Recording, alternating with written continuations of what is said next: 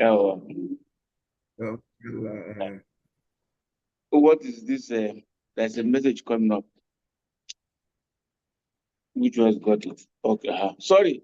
I'm analog. We are analog. Me too.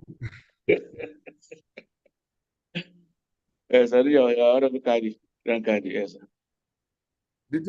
They have removed your own, Yes, it is removed. So it's perfect now. The message is no longer appearing.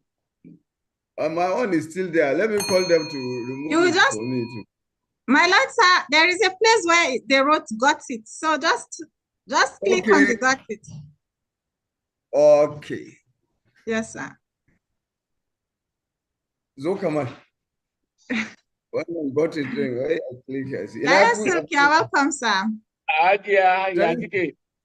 Fine, alhamdulillah. You are very welcome. Thank you, sir. At our ages, at over 60, we are battling with the whole regime of analog.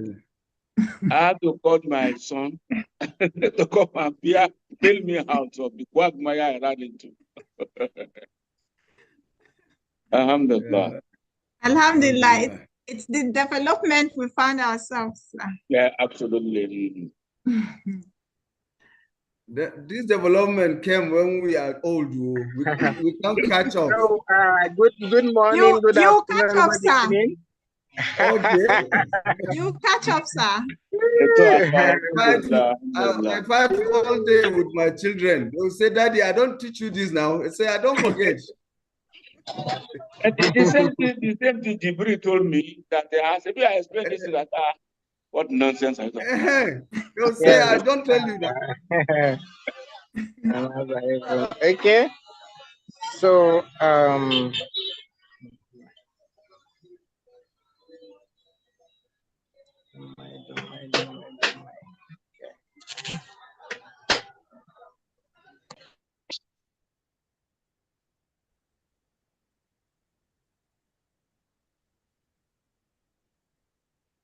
okay, so I believe that we're all set, and we will just commence.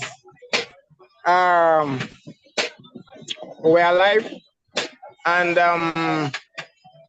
let me call on the chairman of the governing body to introduce our guests before we commence. Just a minute.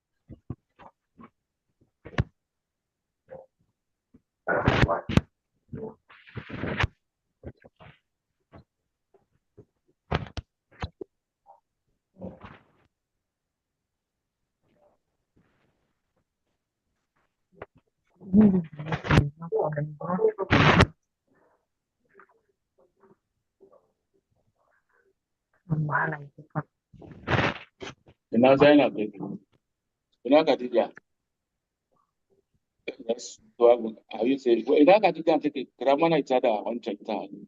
Watch it another. Let them sit down there and listen.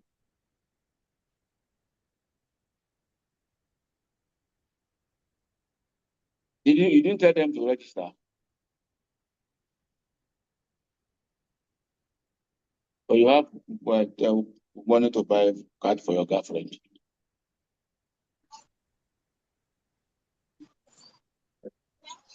I will need water.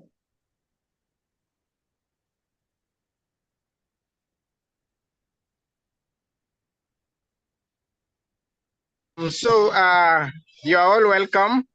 Can you confirm that all our guests are made co-hosts?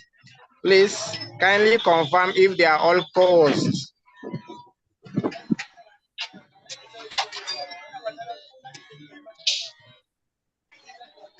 Yes, so as co-host, it means you can share screen, you can mute, you can do any other thing that the host can do. So I can see my boss here, Mrs. Roscana Ankama. I don't know if you are ready. Please, you kindly introduce the program, the meeting, and then introduce our honorable guests. Then we commence the meeting. Good afternoon, good evening, and good morning. Your camera wherever is you not are. on. Is that Yes, deliberate? yes, because of the network. I'm so sorry, my network is not good. All right, thank you very much. Kindly proceed. All right, but I hope you can all hear me. Very, very clearly. Oh, perfect. Good morning, good afternoon, and good evening, depending on your time zone. You're welcome to our settlement hour for the month of October. We are rounding up the month of October with settlement hour. I want to use this opportunity to welcome you all for joining this class and participating in this discussion.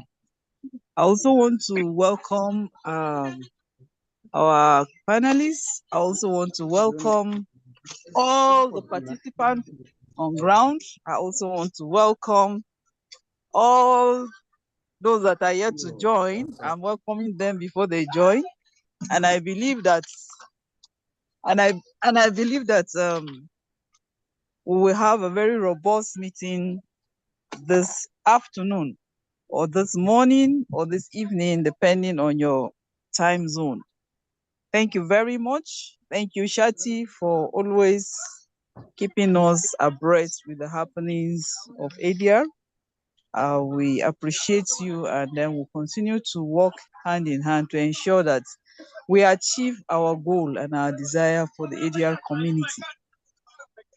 So this afternoon, we are going to take a very important and interesting topic. Very, very important, and is very interesting. And it is an addition to all our equipping for the ADR community. So we'll be looking at the role of mediation and arbitration in resolving Islamic transactional disputes. The role of mediation, the role of arbitration in resolving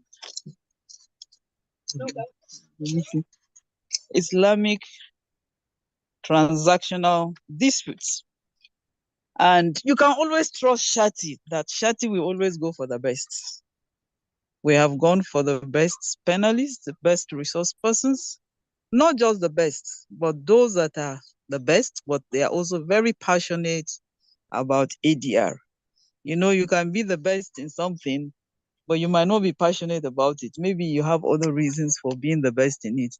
But this class of persons that will be discussing with us today are not just the best in the field of ADR, but they are very, very passionate for ADR to develop and to grow.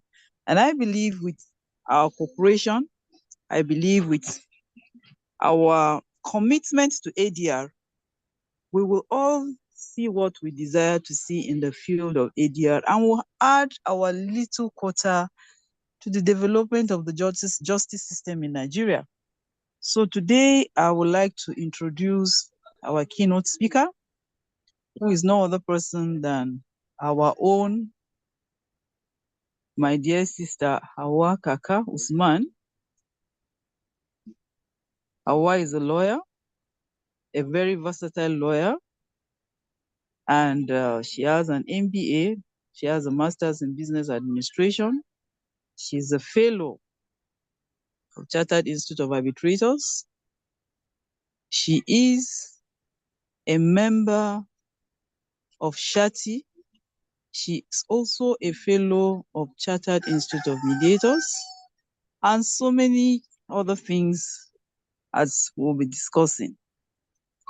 Hawa is a certified ADR registrar and secretary of the Institute of ADR Registrars, Abuja, an associate member of the Institute of Islamic Finance Professionals, Like I told you, we always go for the best. And she is a certified Islamic arbitrator. And then she is also a specialist in negotiation, mediation, and then introduction to peace building. Hawa is a registered neutral with Abuja Multi-Door Courthouse.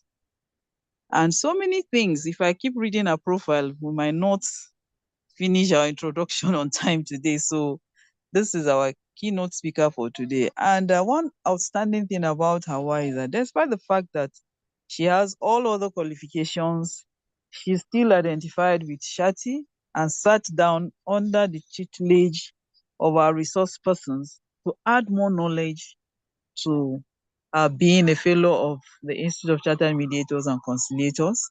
And I want to applaud her humility. I want to applaud her passion for ensuring that disputes are resolved amicably and then carving into the Islamic arena. We all know what the field looks like. The field is very wide. So like we keep saying, specialize in an area that you're interested in and put your input. So I want to welcome Hawa, my dear sister, to the floor.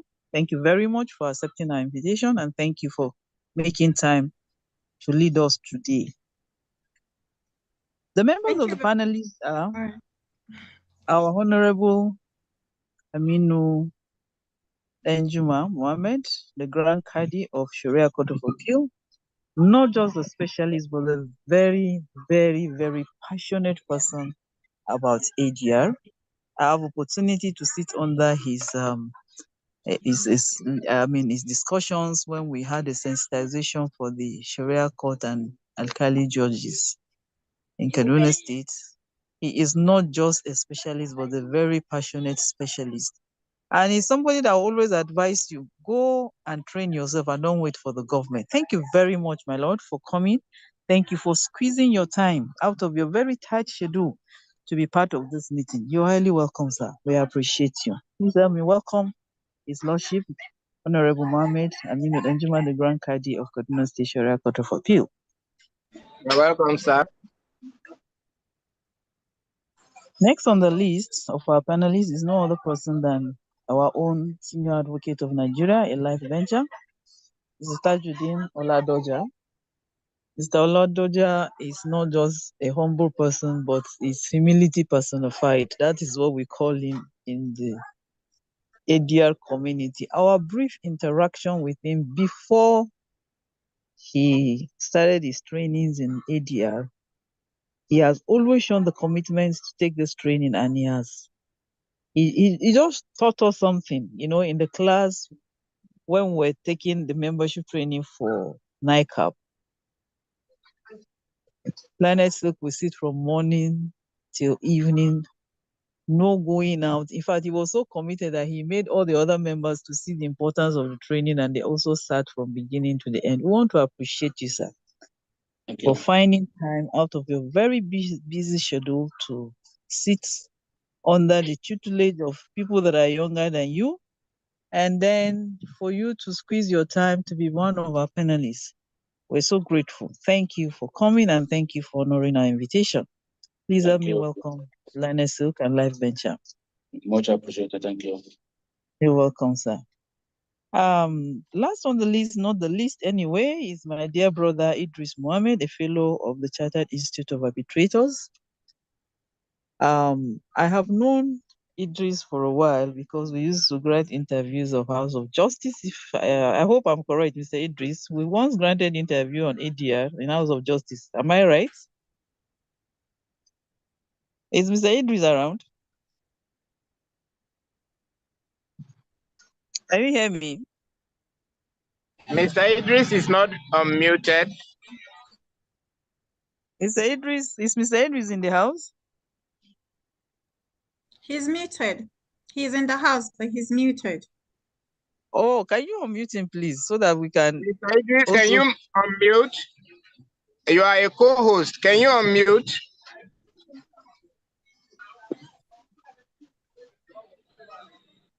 Can Mr. Idris unmute? Yes.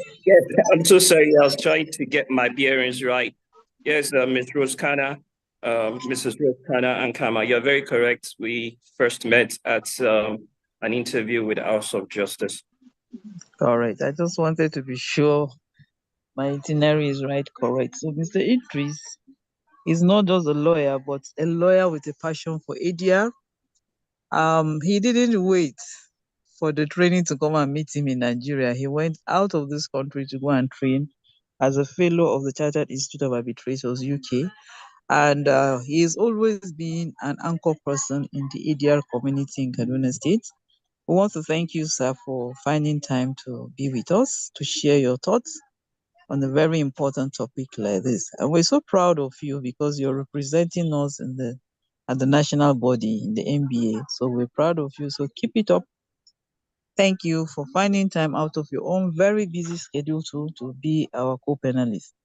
At this moment, I would like to hand over to the lead speaker to take us through, and then the moderator will apportion minutes or well, I cannot say hours because we don't intend to stay for so many hours. We normally take this thought for just 1 hour, at most 1 hour, 30 minutes.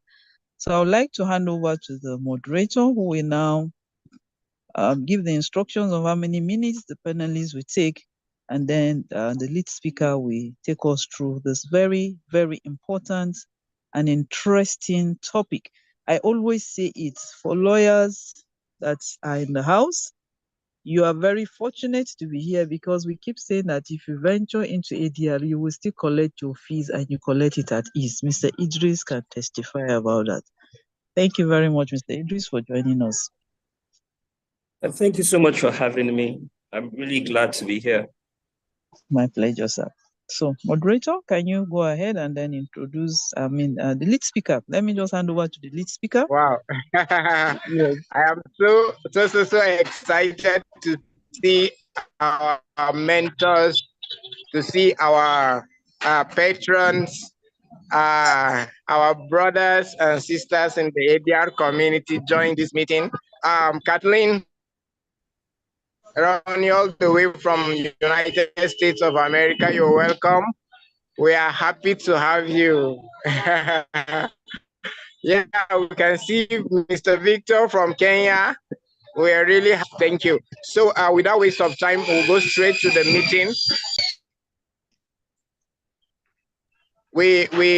I would just ask the lead speaker to take about 40 minutes to make the presentation. Then the panelists will be given about 10 minutes to make their contributions from plus others. Then we give a time for question.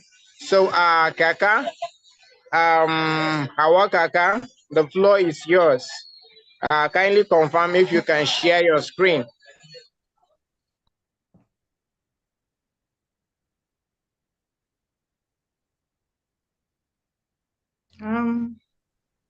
I don't know where I'm supposed to share my screen. Okay, so you will see the icon share screen under your system. Share screen, just click on it, okay, and then you'll be able to share. All right, and then click on what you are sharing. Yes, click on it.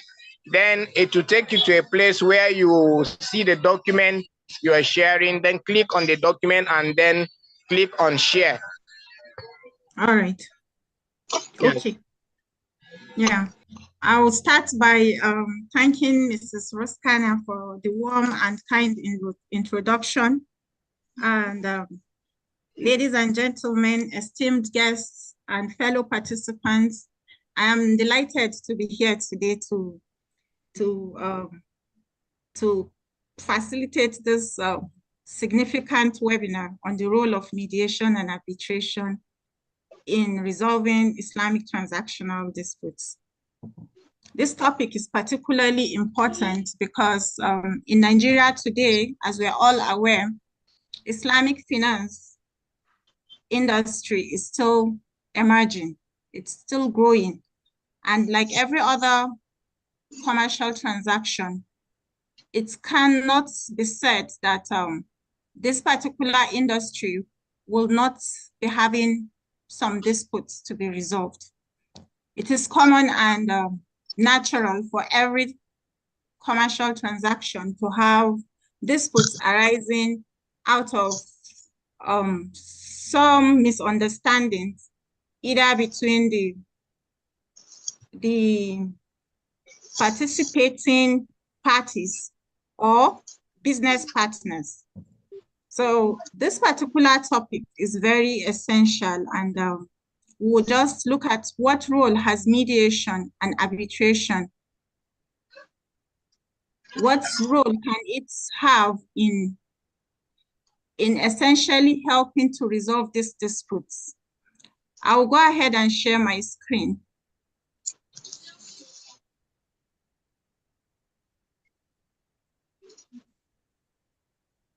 All right. So I'll start with the introduction. And basically, what we are going to be talking about is we're going to be talking about the key Islamic financial principles, the definition of mediation and arbitration, the permissibility of mediation and arbitration under the Islamic law, which is the Sharia, and then the scope of mediation and arbitration under Sharia.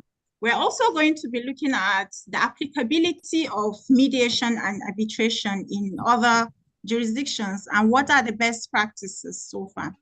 So the importance of mediation and arbitration in resolving Sharia-compliant transactional disputes, because basically what we are talking about is those Sharia-compliant disputes. As we are all aware, from 2011, when the CBN of Nigeria granted the guidelines and regulations related to Islamic finance, and including the licensing and operation of Islamic banks and non-interest financial institutions. These guidelines have become like a framework to regulating Sharia-compliant transactions, economic activities such as Musharaka, Mudaraba, the Ijara, and the other aspects of Islamic financial businesses that have been applicable so far. So this particular topic is important because basically we know that in Nigeria, we already have a judicial system. Our judicial system can indeed take care of a lot of the problems. Litigation is there. But we are also all aware that litigation can be protracted, can be costly, and can be time-consuming.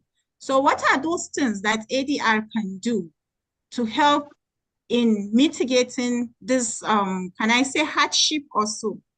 There are obviously so many other ADR mechanisms or methods that can be used to resolve Islamic transactional disputes. But particularly for the purpose of this, for this webinar, we are restricting it to mediation and arbitration.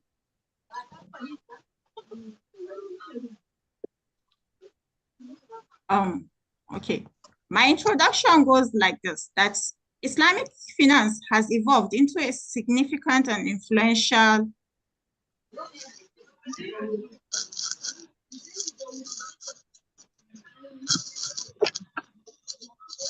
principle in the world economy. And most countries have been exploring the potential of Islamic financial transactions in helping their economic. Most countries have been exploring it to see the benefits it could have in its economics. And Nigeria too has not been left behind. So, but then what is mediation? I know a lot of us already know what mediation is and what arbitration is. So basically in Islam, mediation is one of the most important dispute resolution mechanisms that have been encouraged right from the time of the Prophet Muhammad sallallahu alaihi wasallam. It is essential because this will help in guiding the principles of Islamic, of generally Islamic financial transactions. And arbitration too has always been there. there is the provision both in the Quran, the Hadith, and also Ijma and Qisas. From time immemorial, when Islam started, ADR has always been there. And that is why we feel it is essential to look at the significance this can have in our present financial transaction economy. So basically, the key important principles of Islamic finance is one, the prohibition of riba. Riba in Islam is interest. And in Islam, it is quite important.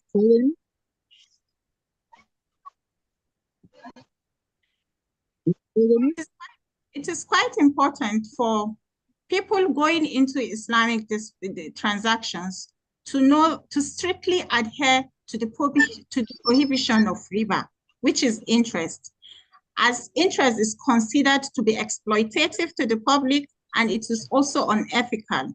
So financial transactions which are Sharia compliant must completely be interest-free.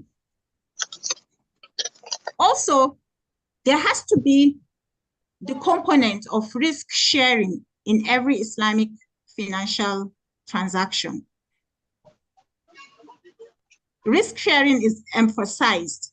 Profits and losses are shared between the parties in every Islamic transaction. You cannot have one party take all the blame, like in the conventional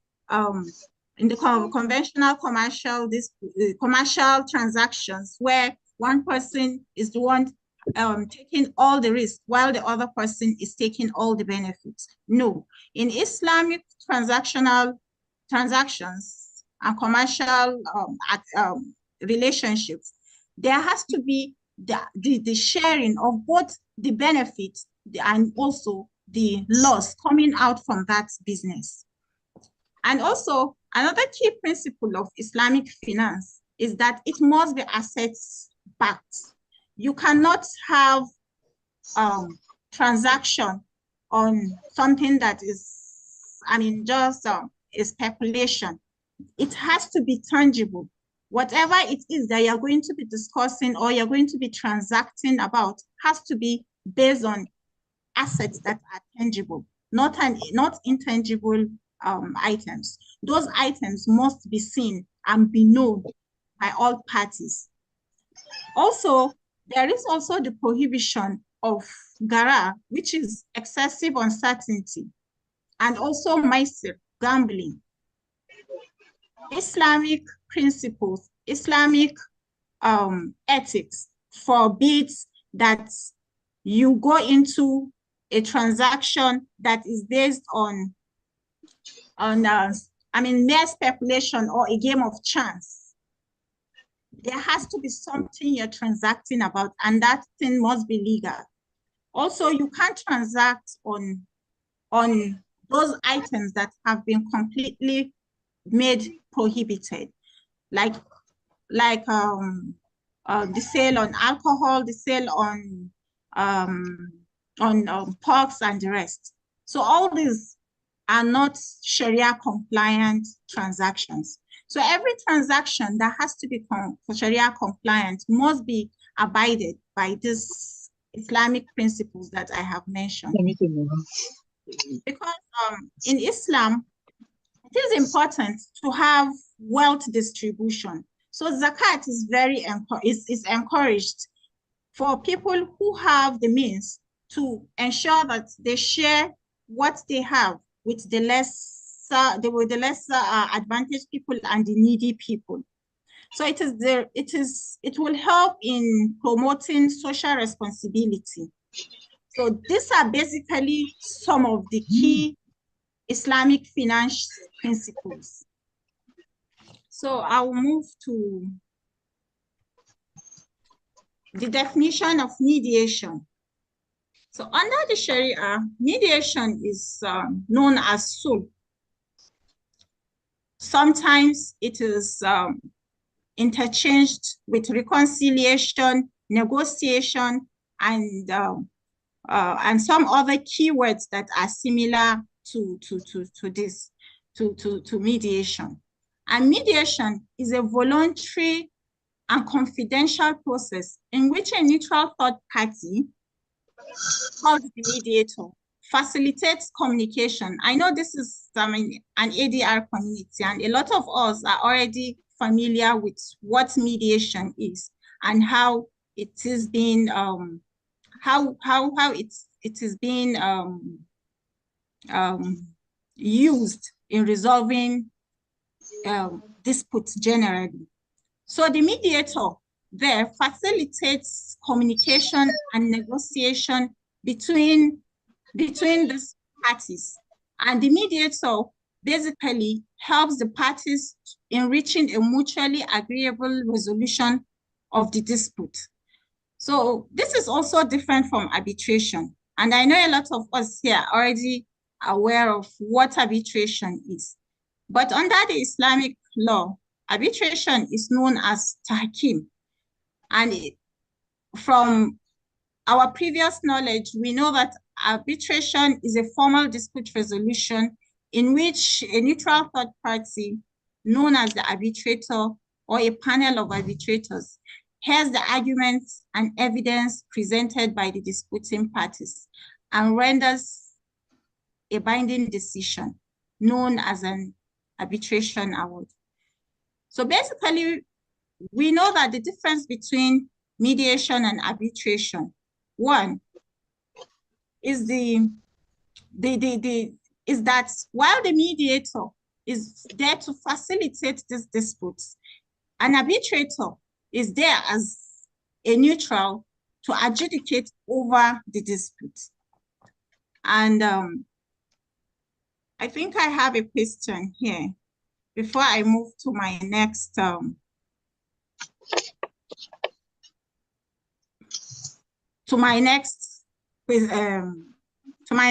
slide. My question is, what do you think? You could write it in the chat box. What do you think distinguish a Sharia compliant mediation and arbitration from the conventional dispute resolution methods? And why is the distinction crucial in the Islamic finance industry? I would like to get some answers based on what we have discussed so far. Yes.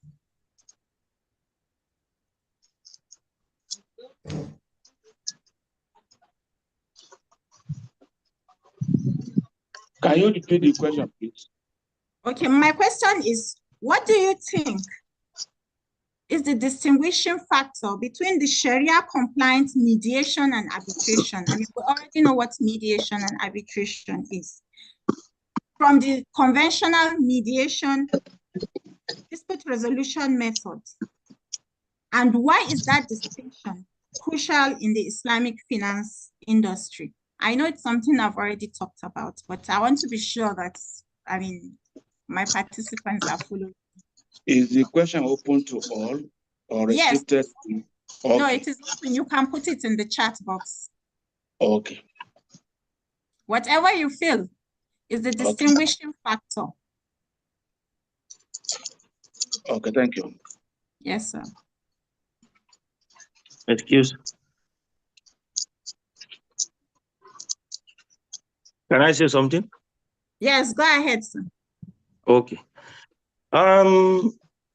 According to my little knowledge, the distinguishing factor between the conventional mediation and arbitration and that of the Islamic mediation and arbitration is one, the issue of gharar, two, the issue of riba, and the third one is the issue of some prohibited transactions under Islamic law. Exactly. Yes, ma'am. Thank you very much. Okay, thank you very much. Yes. Does anyone want to answer again?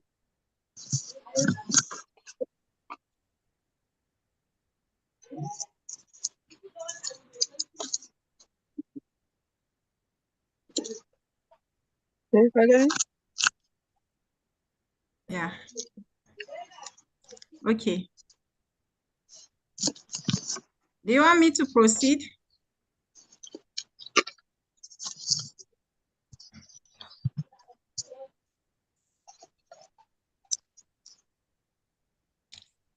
right. Well, my lord have answered it.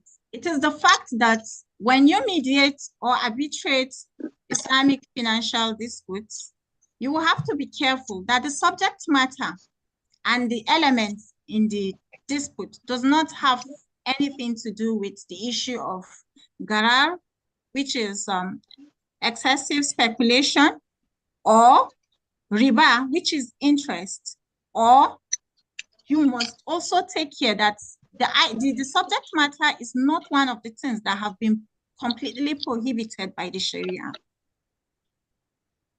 Exactly. So we'll move to the next slide, which is permissibility of mediation and arbitration under the Sharia. Like every Islamic principle, the origin of every Islamic principle is the Quran. And the Quran has already provided for mediation and arbitration and some other dispute resolution mechanisms. Particularly, we have 4 verses of the Quran here, which we shall be hinging on. One is Quran 4 verses 35, where Allah subhanahu wa ta'ala have said that, and if you fear dissension between the two, send an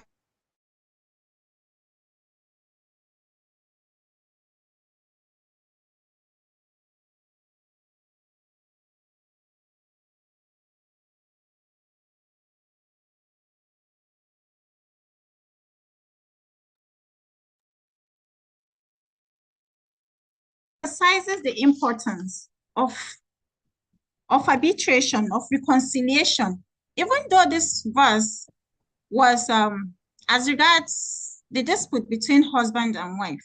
But what is key here is the fact that Islam recognizes that an arbiter can be used to successfully resolve a dispute. So this particular verse highlights the role of arbitrator in facilitating a peaceful resolution of disputes. Also, in Quran 49 verses 9, Allah have said that, and if 2 factions among the believers should fight, then make settlement between the 2. But if one of them oppresses the other, then fight against the one that oppresses until it returns to the ordinance of Allah. And if it returns, then make settlement between them in justice and act justly. Indeed, Allah loves those who act justly. This verse also emphasizes the need for reconciliation.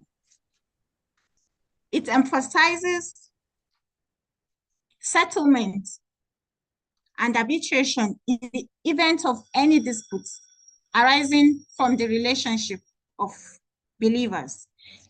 This particular verse underscores the principles of justice, fairness, and peaceful resolution of disputes.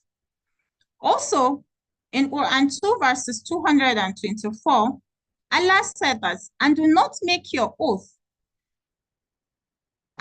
an excuse against being righteous and fearing Allah and making peace among people.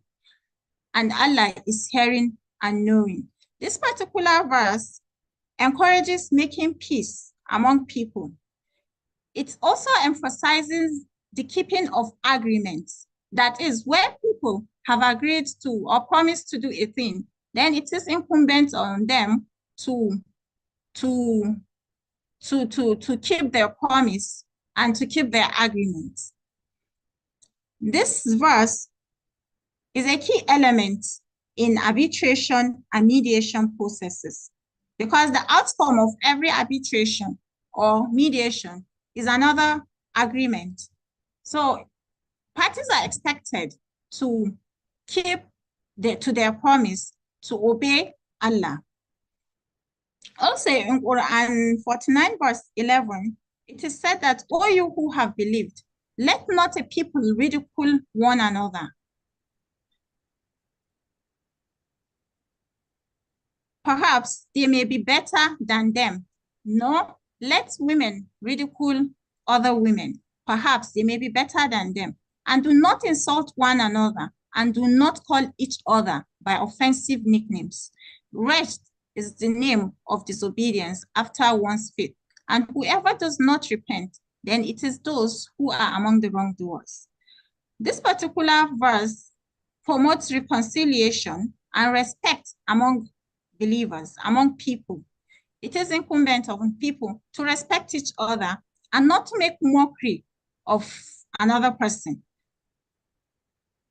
So this particular verse emphasizes peaceful coexistence, which also underscores mediation and arbitration. It gives an environment conducive for mediation and arbitration to exist, for people to be able to find resolution in whatever differences they have amongst themselves. Also, apart from the Quran, for us Muslims, we know that after the Quran, the next source of every Sharia principle is the hadith of the Prophet Muhammad sallallahu alaihi wasallam. And there are so many hadiths where the Prophet have permitted mediation and arbitration. Himself, being a merchant, has had cause to mediate a lot of disputes among other traders. In one hadith, the Prophet is reported to have said, "Shall I not inform you of a better act than fasting, alms, which is zakah, and prayers? That is making peace between one another." I mean, this is how significant the making of peace between one another is. The Prophet have equated it to even be better than fasting, and then giving zakat and prayers. And everybody knows that, I mean, one of the essential or cardinal points of every Muslim is to perform the salat. And now the Prophet is saying that, I mean, far better than even praying is you making peace between one another. And that enmity and malice tear up heavenly reward by its roots. I mean, what this essentially means is that even the rewards that you have gotten, that enmity and malice can remove everything. So that is the significance of making peace between people. Also, in another hadith, the Prophet is reported to have said that when the judgment is pronounced and the matter is referred to an arbitrator, even if he passes a judgment in anybody's favor, it is regarded as a loss. Basically, what this hadith is trying to emphasize is the acceptance of an arbitration verdict. That if at the end of every dispute, the arbitrator gives an award, it is important for parties to respect the award, to respect the outcome of that resolution. That is the verdict. The Prophet Muhammad sallallahu alaihi wasallam emphasizes justice and fairness among people. In one hadith, he was reported to have said, "O people, your relatives have more rights over you. The Arabs are like the Arabs, and the non-Arabs are like the non-Arabs. Listen and obey your chiefs," that is your leaders, provided they do not go against the Quran. This particular hadith reinforces the principle of justice and fairness in resolving disputes and conflicts. And also, it emphasizes the adherence to Quranic principles and to also seeking resolution in terms of disputes.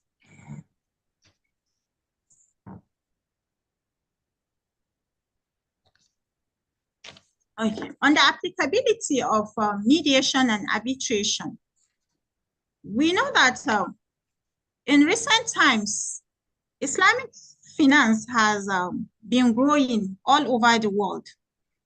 And like I said earlier, just like every other transaction, or commercial transaction, there is bound to be disputes between business partners or the parties who are engaged in the particular business transaction.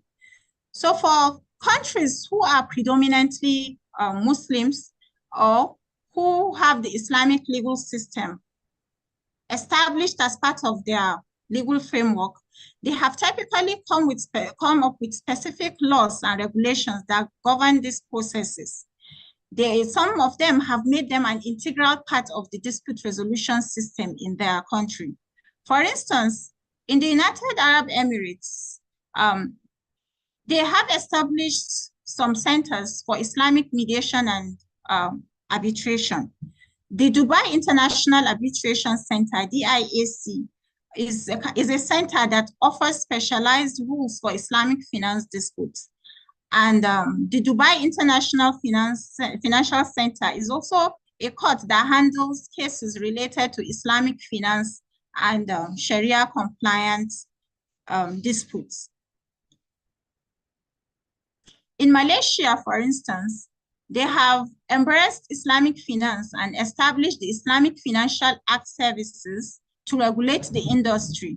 The country has institutions like the Asian International Arbitration Center that provide services for Islamic arbitration. Also in Saudi Arabia, which already have a legal system that is strongly rooted in Islamic law, recognizes Islamic arbitration as a legitimate means of dispute resolution, and institutions like the Saudi Center for Commercial Arbitration handles Islamic financial disputes. Also, Indonesia too have, which is the world's most populous Muslim majority country, has its own Indonesian National Board of Arbitration as a prominent institute for dispute resolution, including Islamic finance cases.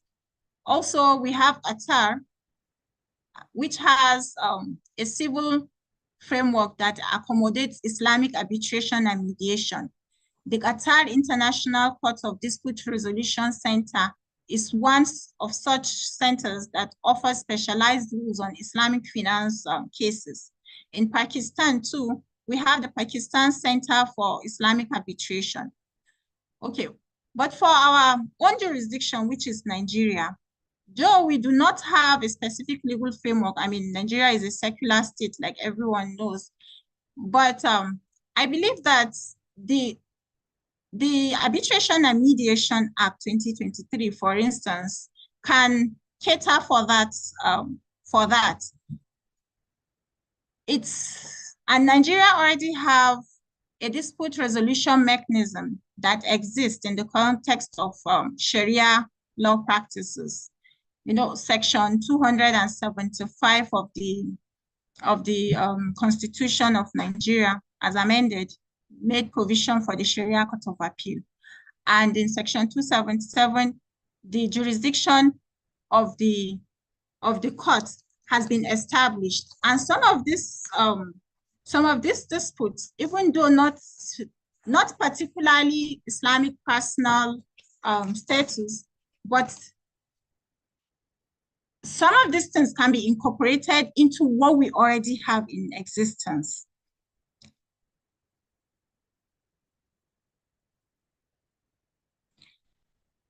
So I'll also talk about the scope of mediation and arbitration under the Sharia.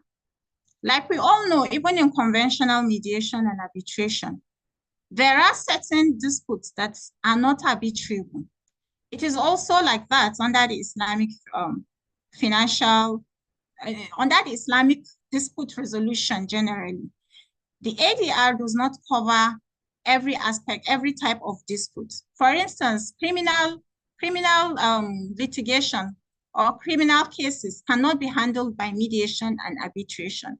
It is also like that under the Sharia. You cannot use ADR to, I mean, in this context, mediation and arbitration to resolve criminal cases.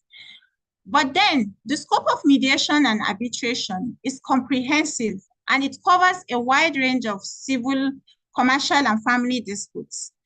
Mediation and arbitration are recognized and encouraged methods of resolving conflicts within the framework of the Sharia. Commercial disputes such as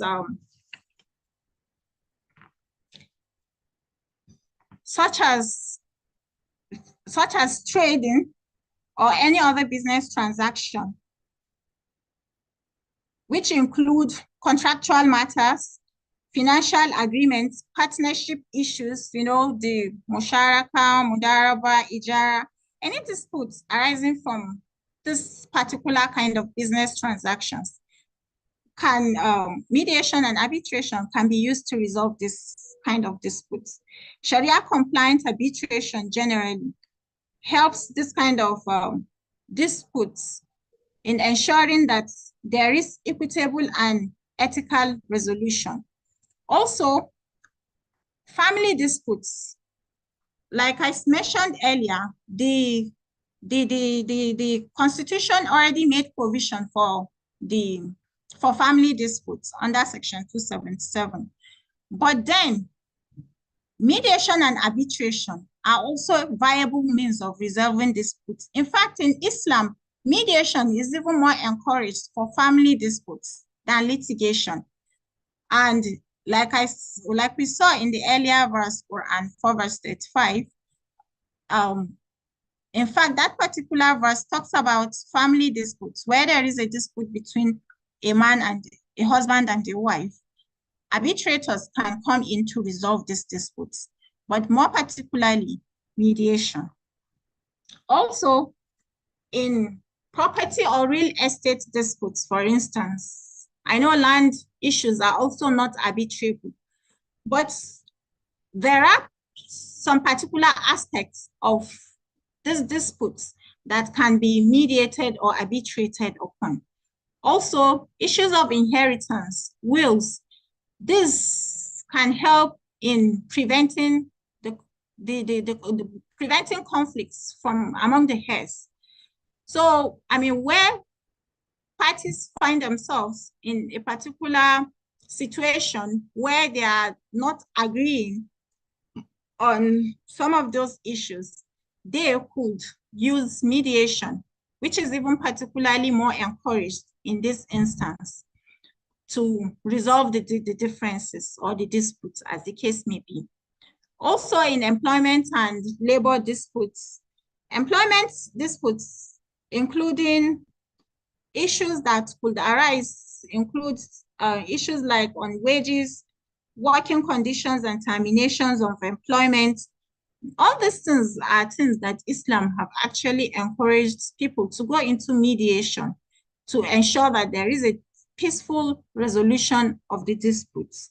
Also, in contractual disputes, like we have seen earlier like I said earlier, in the commercial disputes, also where there are contractual obligations between parties, parties can sit down, or parties can nominate or appoint an arbitrator to resolve such kind of disputes. Also, in tortious or liability claims, parties can also mediate or arbitrate this kind of disputes. In Islamic finance and disputes and banking disputes, in fact, particularly, this is, I think, the major part of today's topic, the Islamic finance and the banking disputes. Although I know banking disputes under the conventional law, it's under the jurisdiction of the Federal High Court. But there are some contractual obligations that parties could resolve through arbitration or even mediation, as the case may be, if parties elect to agree in the first place to take their disputes to arbitration. For instance, if in the contractual obligation there is already a provision that in the event that disputes arise as a result of this particular contract, then parties will go into arbitration. In such circumstance, parties will go into arbitration or mediation, as the case may be. Also, like we know, even in the conventional dispute resolution, ADR, mediation and arbitration. Arbitration is multi-jurisdictional. You don't have to be in the same environment to be able to resolve your disputes. With technology and so much more, people can be in different jurisdictions and they will just, they will arbitrate their differences. So that's one of the advantages of arbitration. It is cross-border and international disputes are easily even resolved through arbitration these days. So other civil disputes can also be arbitrated or mediated as the case may be. So the key principle underlying arbitration and mediation under the Sharia is the adherence to the Islamic ethics, and which also includes justice and fairness. That is the key most important thing in Islamic resolution disputes. For parties to be fair to each other and also for parties to embrace justice at every point. These methods aim to provide equitable and amicable solutions while also considering the specific requirements and guidelines of Islamic law. Sharia-compliant arbitration and mediation institutions and professionals can play a key role in upholding these principles and ensuring that the scope of mediation and arbitration aligns with the Sharia values. Most importantly, can I confirm that I'm not just talking to myself? We are following you. We are following you. All right. I can hear you. And you're doing very well. Well done. You're doing very well. Well done. We're all here with you. All right. Okay. I would like to ask a question. What do you think is the most significant advantage of mediation or arbitration, or even ADR generally, in resolving this dispute as opposed to litigation? Can someone share what do you think is the most significant advantage of mediation and arbitration in resolving this kind of disputes? Would you like our comments in the chat or out loud like this? You can write it on the chat or you can just say it. You can say it, yes. Okay. For me, as a mediator, mainly in the United States, the best advantage I see as opposed to litigation, arbitration at the mediation table is that we pay attention to the whole person, including their emotional tenor, including their narrative, including the written word on the documents, and including their body language. So the advantage for me, to sum it all up, is people can have a fully empowered conversation at the mediation table, and we're paying attention to all of it. And we're not blocking them. We're inviting them to be a north, south, east, west, fully 360 person at our table. The comfortability of that is very special in the continuum, on the dispute resolution continuum. Thank you. Yeah, exactly. It gives party opportunity to contribute to, having an amicable resolution of their own disputes. That is one of the advantages of mediation. Can someone also will someone be ready to say more on the significant advantage mediation and arbitration could have as opposed to litigation in Islamic financial disputes? The advantages is that, one, the time frame is shortened in the solving the dispute, and secondly, the money involved in litigation is less in mediation and arbitration, and thirdly, the dispute are solved in an amicable way. There is understanding between the two parties, and they are able to solve or make their differences I think for now, that is what I can continue. Thank you. Yeah, exactly.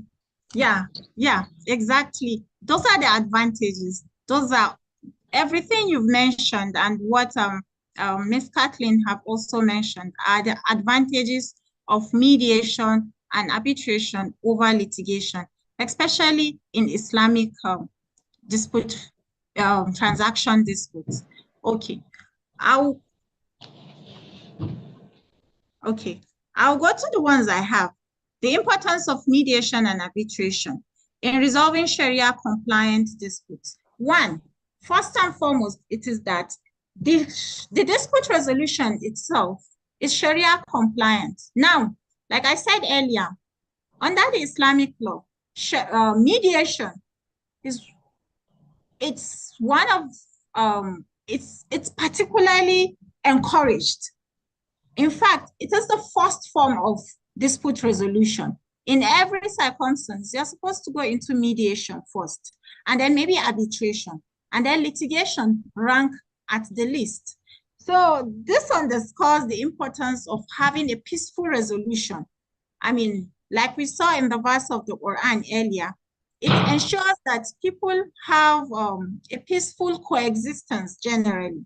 So having mediation and arbitration in resolving this kind of disputes help in adhering to Sharia principles.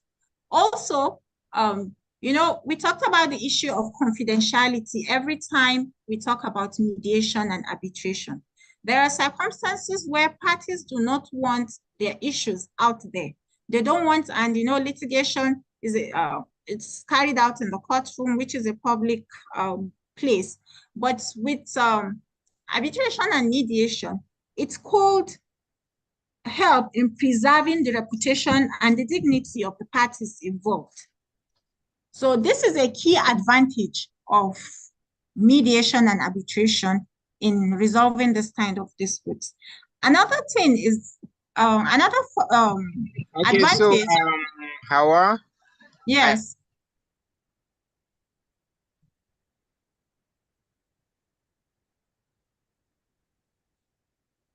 You're trying to say something, I can't hear you.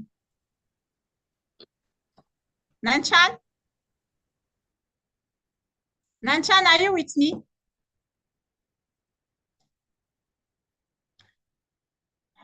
Hello, can someone put in the chat box if you can hear me?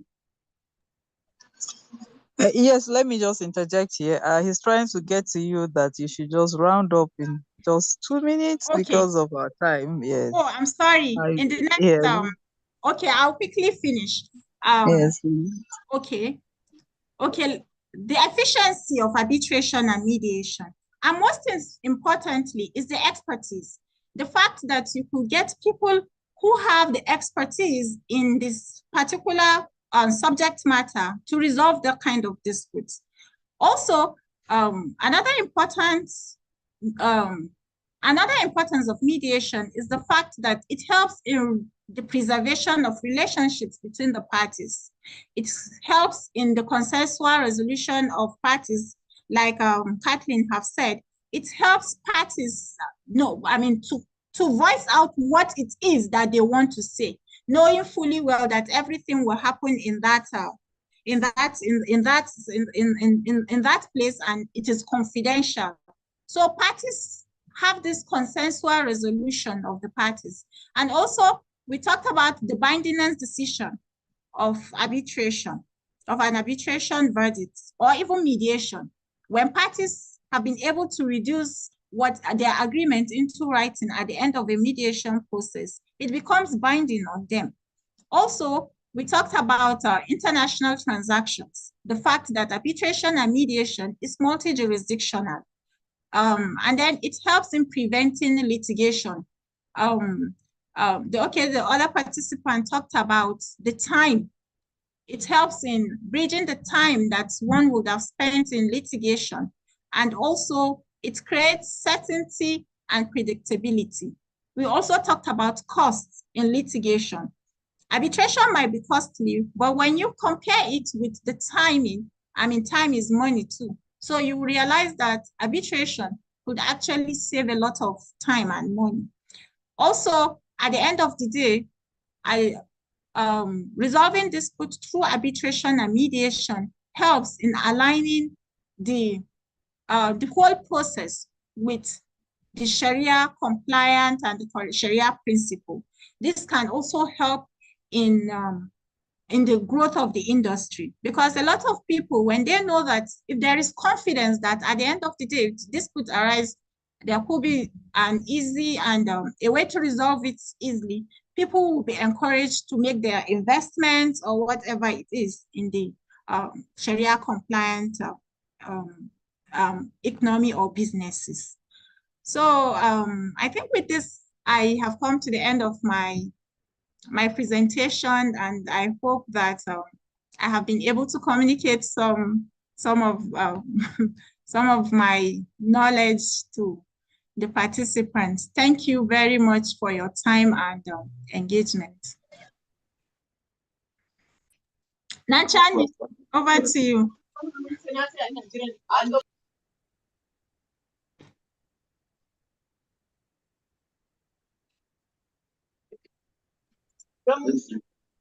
Hello, Nanchan, seems he has network issues. Are you there, Yeah. Mr. Nanchan? Okay. Yes.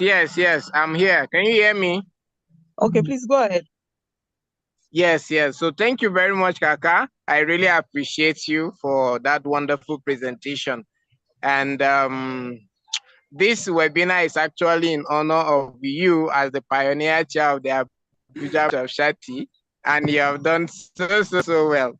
Having said so, let me call on the Leonard Silk, our very own patron, Alhaji Oladoja, to give us his own thoughts in respect of this. Then from him,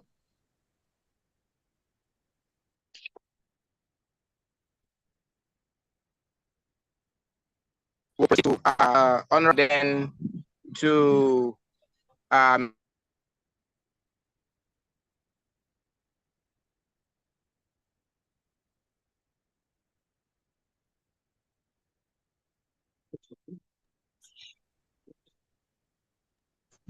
Yeah, I think if Lanesil can go ahead, he's having some issues with his network. Lanesil, can you just take your thoughts?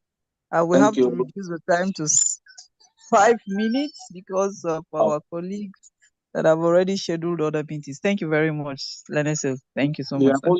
Thank you so much, the chairman of the council and distinguished participants.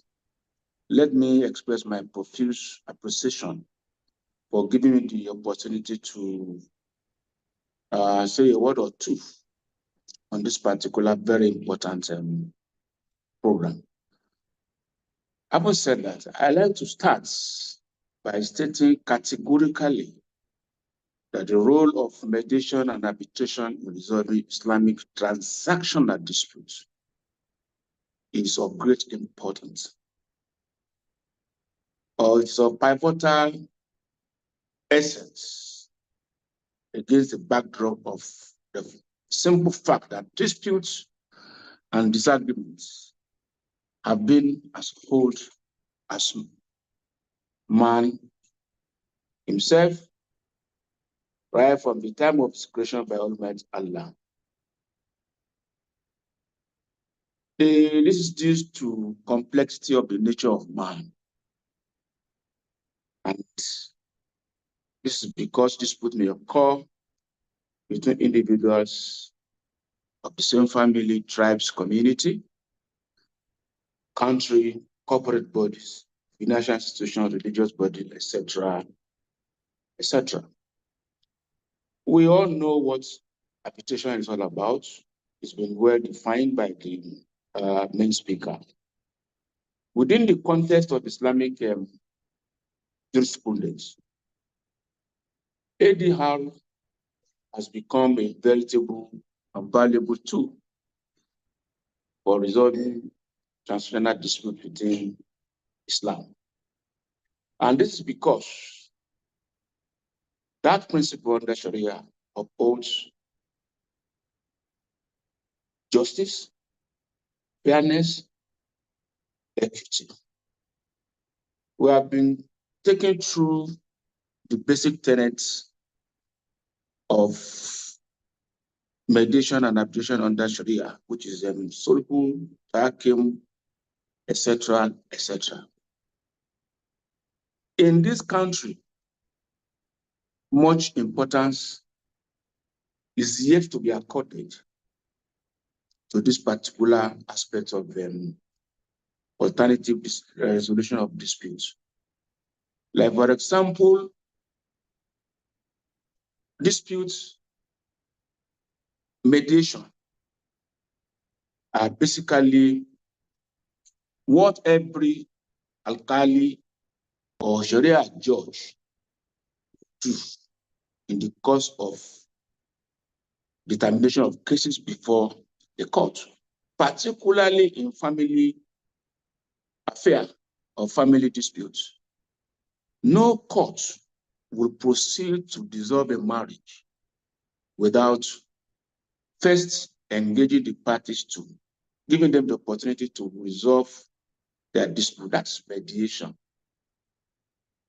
And in Kaduna, where I practice law majorly, sulhu has been incorporated into Kaduna State multi-door courthouse with a whole directorate saddled with responsibility of mediation, and it's headed by no less a high judicial officer than upper Sharia court judge. The summary of what this aspect stands for in Sharia is because it is divinely provided in the Holy Quran and complemented by the sayings of the prophets of Allah Sallallahu it gives joy and happiness to the disputing parties because the affairs is regulated by scriptures, and people tend to be guided by what the scriptures dictate. The problem I envisage might happen will be, okay, granted, we have adopted to resolve our commercial transactions, disputes arising from commercial transactions by way of alternative dispute resolution. We all know that parties haven't submitted themselves to the jurisdiction of arbitrators. They are bound by decisions, which is award. In a commercial transaction that is Sharia compliant, how do you enforce such an award? Do you take it to conventional court, which is the High Court? Or where do you take it to? Some aspects of such transactions cannot, if it is purely Islamic in nature, it may not come under the province or jurisdiction of the High Court. And again, we all know the limited and circumscribed jurisdiction of the Sharia Court of Appeal under the 1999 Constitution, Section 277, as amended. Meaning that in order to enable us enjoy full complement of these very laudable ways of resolving disputes, there will be a need, an urgent need, to amend the Constitution of the Federal Republic of Nigeria as far as it relates to the jurisdiction of Sharia Court of Appeal, so that it can accommodate enforcement of arbitral award made on Islamic business transactions. As rightly mentioned by the lead speaker,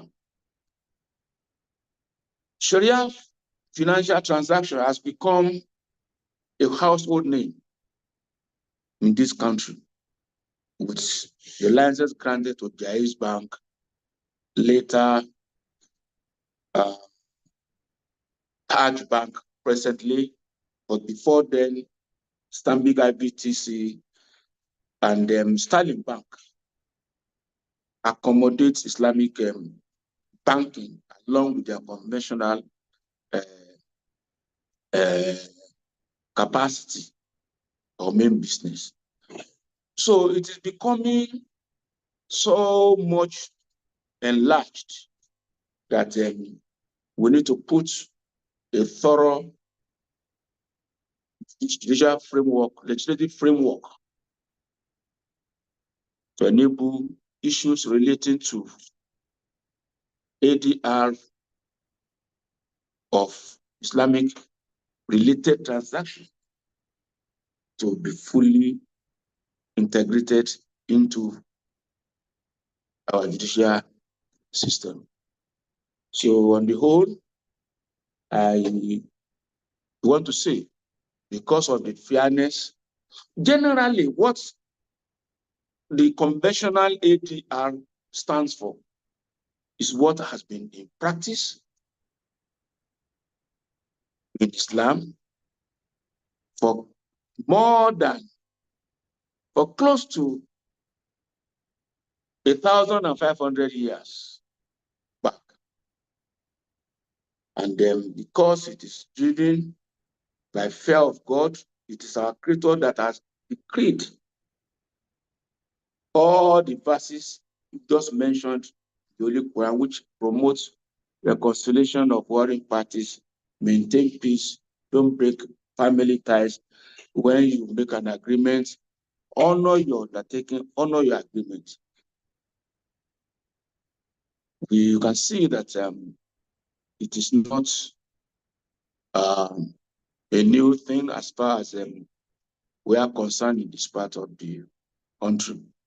But what remains is to give the entire process more accommodation within our legislation. And I want to say that these two need to be injected into AMA 2003. There's a need for a further review of that legislation to accommodate mediation and arbitration of Islamic transactions. Thank you so much for giving me the opportunity to be part of this seminar. Thank you very much, Leonard Silk, for that insightful perspective. We appreciate you as always. Mr. Oladoja is one of our patrons, and he has been very supportive anytime we call on him. We appreciate you, sir. Thank you. Thank you very much. We can now call on Honorable Justice Muhammad Aminu Danjuma, the Honorable Grand Kadi of the Kaduna State Customary Sharia Court of Appeal. Your on, sir. Thank you.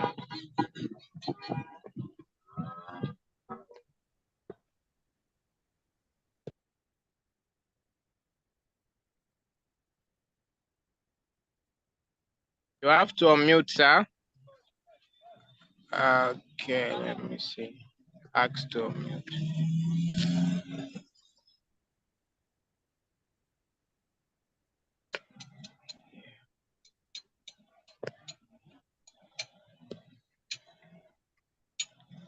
Sir, can you unmute? My lord, sir, can you unmute?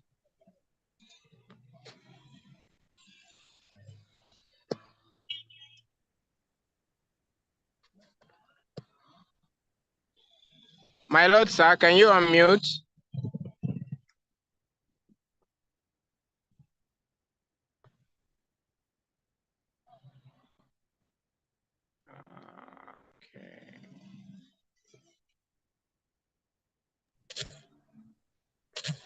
Okay.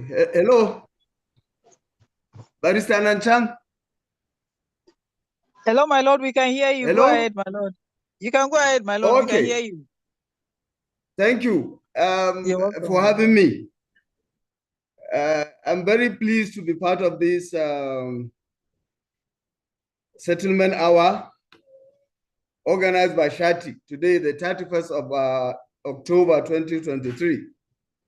May I heartily congratulate the organizers for this giant stride to bring ADR to the front burner, more especially aspect of Islamic financial transactions, means of resolving them. We are trying so much to make our judges ADR compliant. So without much ado, I really appreciate the presenter of the paper for a job well done. As we know, sulh and arbitration has been in practice even before the advent of Islam, because people exist before religion, more particularly Islam. As we can see in a narration that the Holy Prophet, before he was sent, the people of Mecca were having dispute when they were rebuilding the Holy Kaaba as to who will take a particular stone and place it where it is supposed to be placed. So many stakeholders, those who are in charge of the Holy Kaaba, were having dispute as to who and who supposed to place that stone in its rightful place. So they call on the Muhammad and ask him to settle them. He now advised that, okay, all the stakeholders, all the disputants should jointly pick the stone and place it where it is supposed to be placed. That was kind of mediation. He settled the dispute through that. So when Islam came, arbitration and sulh were given a religious approval, as rightly stated by the lead speaker through the verses of the Holy Quran and the Sunnah of the Holy Prophet. Arbitration is allowed in virtually everything, except where it will lead to legalizing what is haram in Sharia. If people are allowed to settle their matters amicably, and they will get the note of the Sharia in as much as that settlement did not legalize what is forbidden under Sharia. This brings us to what the lead speaker was talking about as to prohibition of excessive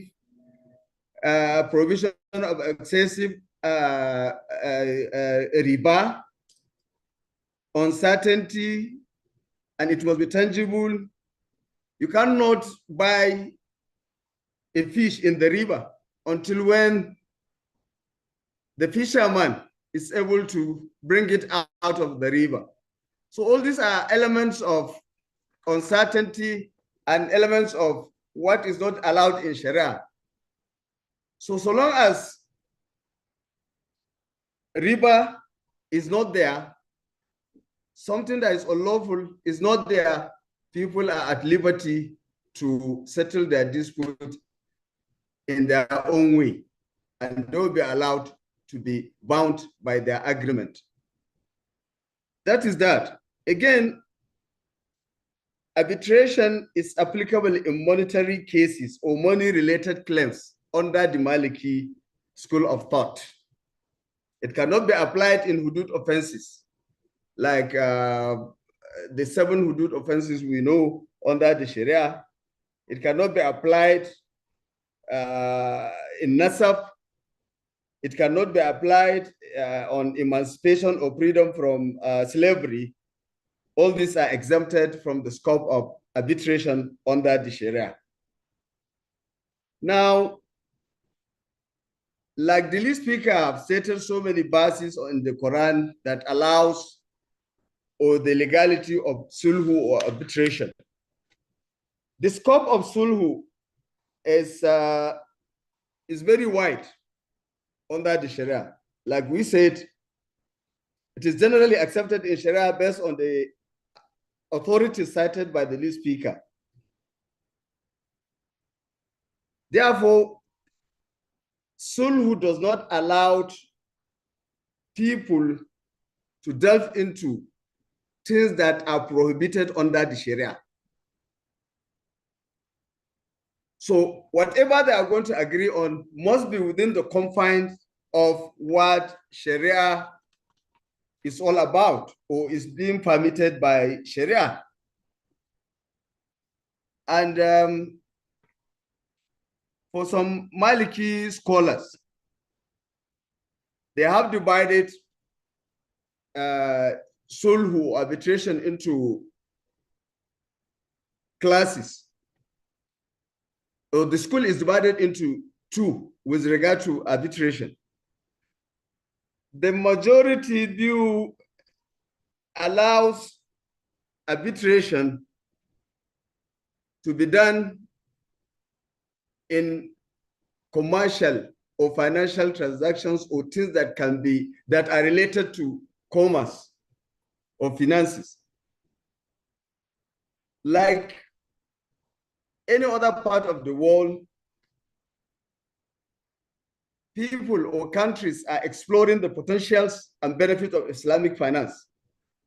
You can see more Islamic banks are being opened or licensed to operate. So arbitration and sulhu are deeply rooted in Quran and Sunnah. Therefore, such transactions under Islamic finance are not free from disputes. Then how do we resolve them? We resolve them through the mechanism of arbitration or sulhu.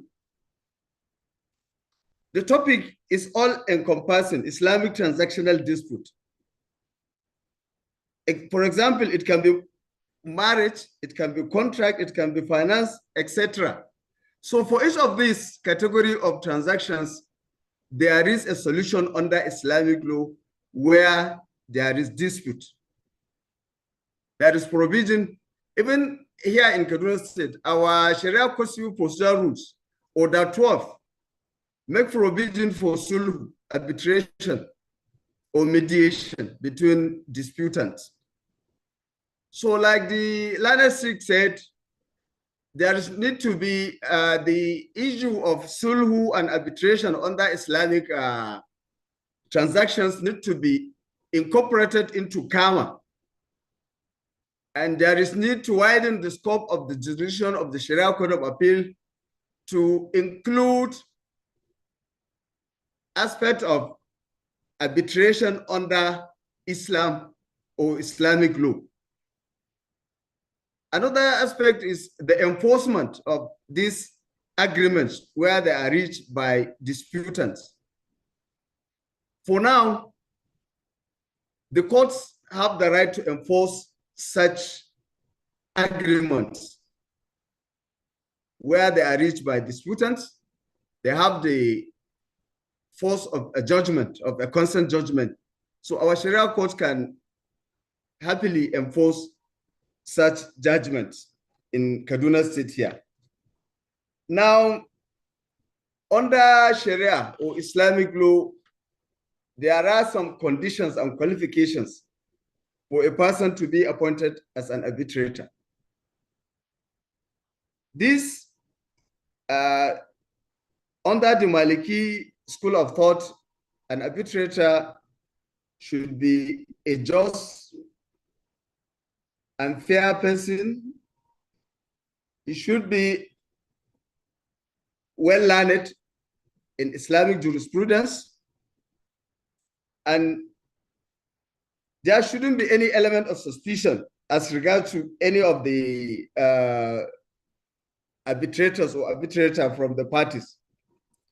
They must have experience and possess requisite expertise in the field of arbitration and the particular field, if it is contract, if it is ijara,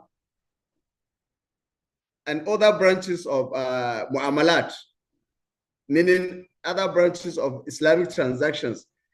For an arbitrator to be able to arbitrate, he must have knowledge in the field where the dispute arose. And they should be diplomatic in handling the people. So when it comes to marriage, like the lead speaker said, there is a verse in the Holy Quran which says that if you fear dispute between couples, you bring in an arbitrator from the wife's side, an arbitrator from the husband's side, so that they will sit down. Whatever award they arrive at will be binding upon the couple. If they settle them to continue to live in their marital life, so be it. If they said, no, this marriage cannot go on, so let them be separated, so be it. So this, it play an important role in reducing a lot of rancor in the family system. And generally, judges applying the Sharia legal system, like the Islamic 6 said, always encourages spouses that appear before them as litigants to always opt for amicable settlement of their disagreement rather than having it resolved through the machinery of law or machinery of litigation. Again, since that people can mediate on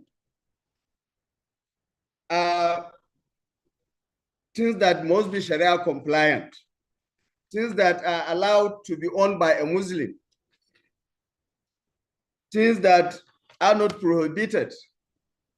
And in Islamic transactions, there is this sharing of risks. Unlike the conventional banks, if somebody secured a loan, and unfortunately for him, something happened beyond his own control and the money got lost, the bank will insist on recovering that debt and their interest. Wherein in Islamic financial transaction, there is the element of sharing of risks. If truly it is found that it is an act of God, something beyond the doing of the person that secured the loan, then the risk will be shared between the borrower and the person that borrowed, the people in the agreement of the borrowing. So this is quite contrary to the conventional banking practice. Now, she made mention of countries that have legal framework accommodating resolving Islamic financial transactions.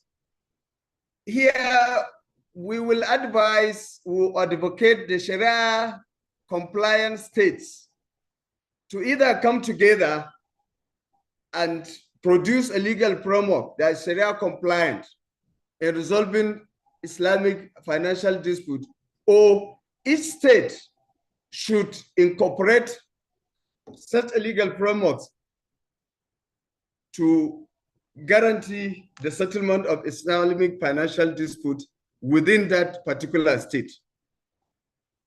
This will help in no small measure, since banks are now cropping up. Lotus Bank, Jais is already there. This new one that the Islamic mentioned, what's the name? The newly introduced Islamic bank, apart from Jais, Taj Bank. All these are Taj Bank. I don't know whether it belongs to the Islamic. Touch. I think it. I don't know whether it belongs to the land six. No, There is So one what is that? alternative Few bank. banks. Nigerian flag. Okay. You can see people are keen in exploring the potentials and benefits of Islamic finance. So there is really need to have a legal framework that will assist wherever there is dispute, because dispute is as old as mankind, as the learned six said. And dispute, mediation and arbitration exists even before the advent of Islam. So Islam came and gave it religious backing. Therefore, I think the Sharia states should have a kind of a legal framework that will assist in resolving dispute arising from these Islamic financing transactions and all that. With this, I will once again congratulate the lead speaker for a well-researched paper. Thank you for having me. Thank you. Thank you. Thank you very much. You're welcome. I'm still an ADR student. I'm still an ADR student. I'm not an expert. I'm still an ADR student.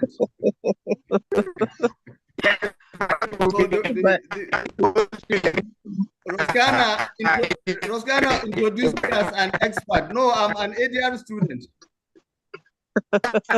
Thank you. My Lord, there are students and there are students. We are honored, sir. We are honored by your presence. We are honored. Thank you very much, my Lord. I would like to use my position at this moment that you can see that most of the participants are dropping out because they have other scheduled meetings. Mr. Idris, can you just wrap up your thoughts in 3 minutes? Then we'll be going out. Thank you so much, my Lord. You are a student, you are a learning student, you are an expert learning student. Thank you very much. Thank you for having me. All right, thank you so much, Mrs. Ankama. So when you are called upon to speak after such brilliant speakers, such as the lead speaker, the Honorable Grand Kadi, and the learned Silk and Life Venture, I could easily say that I adopt everything that they have said and make it my own. And as you also said, time is fast spent. So I would make my contributions very short and direct and straight to the point. Most of the salient issues have already been addressed by all the other speakers, but I'll just make a point as it relates to the intersection between the Islamic law on the issue of arbitration, where, if I may use the word, I could be considered knowledgeable in, and how that is particularly done under Islamic law, and look at some of those little conflict areas that has also been highlighted by most of the speakers. The basic things: arbitration, agreements, the appointment of the arbitrator, enforcement, the process itself, arbitrability of the issues have all been well covered.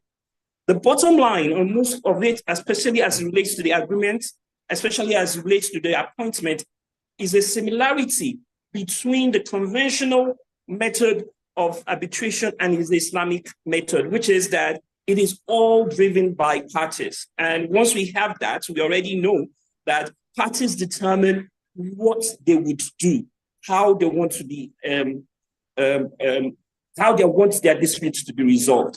Interestingly, just about last week or thereabout, a senior colleague who is also an arbitrator sent to me an arbitration agreement, which is a live case now before the High Court in Kaduna State.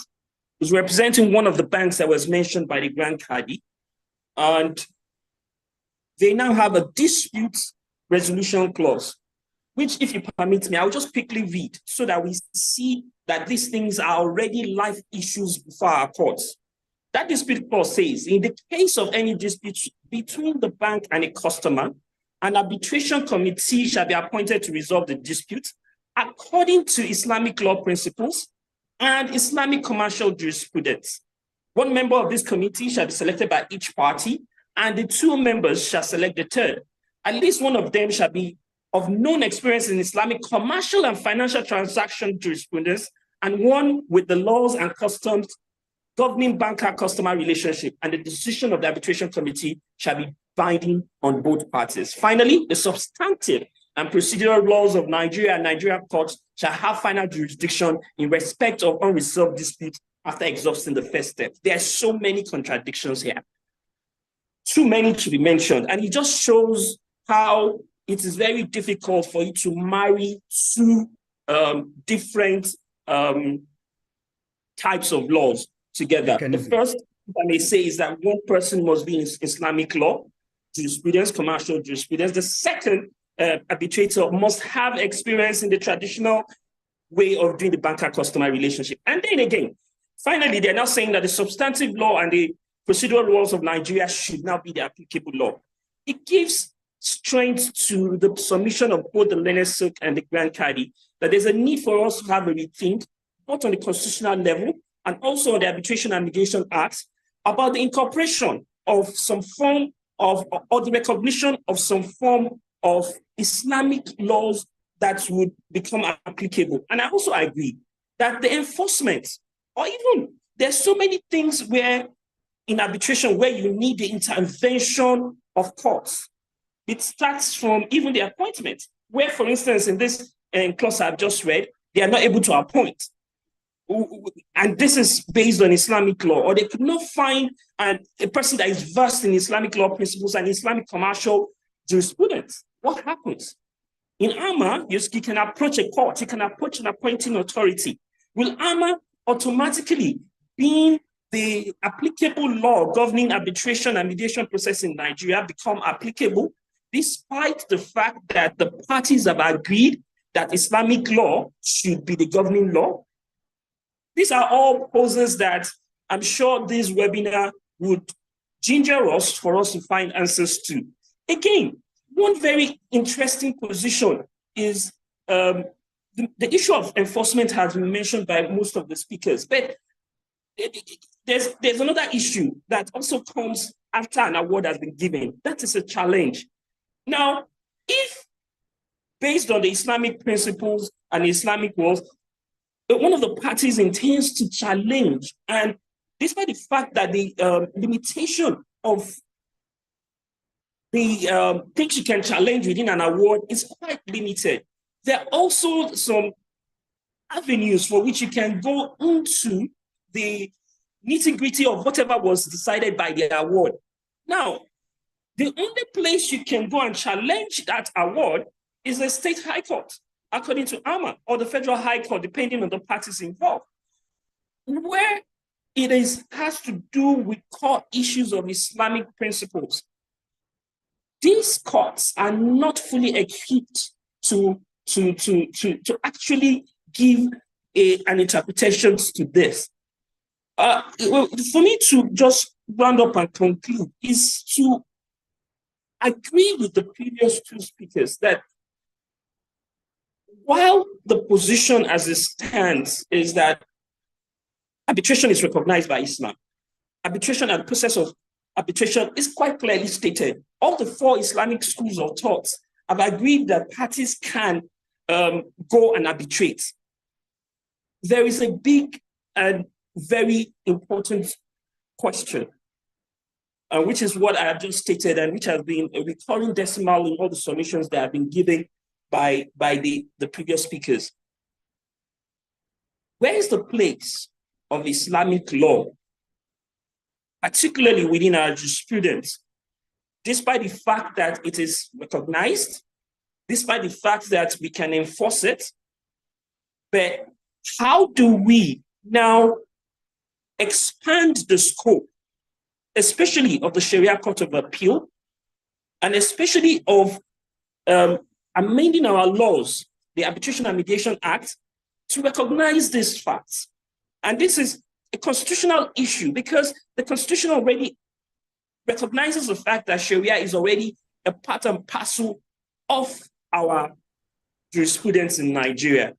So having said that, due to time, I prepared a very detailed response, but I would like to thank most profusely the management of the Settlements House ADR Training Institute, ably represented by Nan Chang, and the chairman of the governing board, Mrs. Ankama, and also a very detailed, well-presented, and wonderful contribution by the lead speaker, Hawa Kaka Usman, and all the contributors. I am highly privileged, and I hope when next you call, we will be able to go into more details and provide more insights. Thank you very much for the opportunity. All right, thank you very much, Mr. Idris Muhammad. It's our pleasure having you. We're actually very grateful to have you share your thoughts on this platform. We're grateful. We appreciate all our speakers, our lead speaker, Hawa. We are very, very grateful. So without waste of time, quickly, if you have a question about what was being said, whether directed to a particular person, or we can just ask any of the panelists or the lead speaker to answer your question, please raise your virtual hand and you'll be allowed to ask your question. Or you can as well drop it on the chat box quickly. Hello, can I interject at this moment? Yes, please. Thank you very much, Mr. Idris. Thank you, Nanchan, for anchoring this program. I'm afraid we have to draw this meeting to a close. My suggestion would be that drop your questions in the chat box. We will send the answers in our newsletter because our time is far spent behind schedule. At this point, I want to thank all our participants, the lead speaker, the panelists. Mr. Idris, you have just hit the nail perfectly because the reason for this webinar is to ensure that lawyers know the right thing to help their clients not to fall into these traps. If that arbitration clause was drafted by an ADR person, I am sure that he would have taken care of all the loopholes. And so that is why we want all the lawyers to know what to do and how to advise their client properly. So please go around, share this good news of ADR. It's a wide door. We all know it. They just need to understand that it's a better door than the litigation. Thank you very much, my lord. Thank you. You said you are a student. You are not a student. You are a student expert. If you want me to remove the expert, let me just add the student for you so that you will accept it like that. My elder brother, my learned, so thank you very much for your thoughts. Awakaka, thank you very much. Thank you so much for giving us this robust presentation. You have widened the scope for us. I want to also thank the administrative staff of Shati. Thank you for being always on deck. The CEO himself, thank you very much for always being very vibrant and always being on your feet. Thank you very much. Please, we'll close this meeting at this point and then we'll take our questions in our chat boxes and then we'll return it in our settlement group if you are part of it. If you are not part of our settlement group, please join. Can you share the link so that they can join our WhatsApp group, please? Thank you very much. Yes, and God bless I will you do all. that. Thank you. So before we go, I can see one of our esteemed partner and supporter, Mr. Lloyd Comita, all the way from California, United States of America. We are happy to have you here. From Florida. Thank you for having me. California's on the West Coast. Yes. Thank you very much for being here. I don't know if yes, thank you. We really appreciate you. So before we leave, those of you who have not been trained in Mr. Nancha, I'm so sorry, please. I will humbly want to acknowledge the presence of Professor Olagunjo. We also want to acknowledge the presence of my Lord Justice Oladoja. You can see the Oladojas are a family of ADR. I don't know if she's still around. My Lord, thank you. Sorry, we didn't recognize you earlier. I didn't spot you on time. And all the eminent personalities, thank you so much for sparing your precious time to us. We're grateful. Please go ahead, sir. Go ahead. Yes, thank you. We welcome you all. If we don't mention your please bear with us. So we can see the Leonard Silk, Mr. Abdullah, former you're welcome, sir. We're happy to have you here. For those of you who have not taken the training in ADR, Shati is organizing a 5 days comprehensive training coming up 21st to 25th of November. Please, if you are interested in registering, you can reach out. This webinar is on our YouTube channel. You can check in. Meanwhile, we will drop the our YouTube channel and then the settlement platform for you. You can join in. We will share the recording of this so that you can do it for record purpose. For those who are interested in having a certificate of participation, you can reach out to me or some of the admins in the settlement house, and then we're going to make arrangement on how to get across your certificate of participation to you. With this, I want to thank all participants for creating their time, creating time out of their with us. Throughout for about 2 hours listening to our distinguished panel and lead speaker. We are very, very grateful.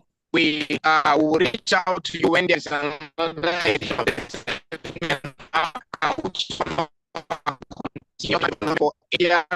practitioner, both our members, non-members, and members of the AR community, both within you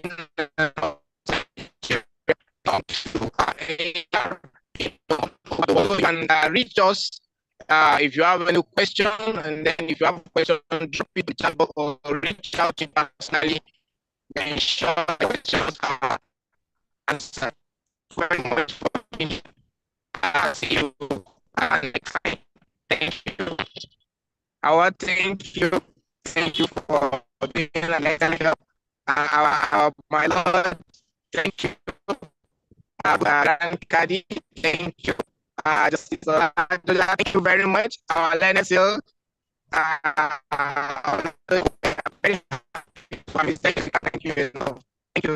you. So we're free to leave. If you want to please do another place, you are free to. So thank you.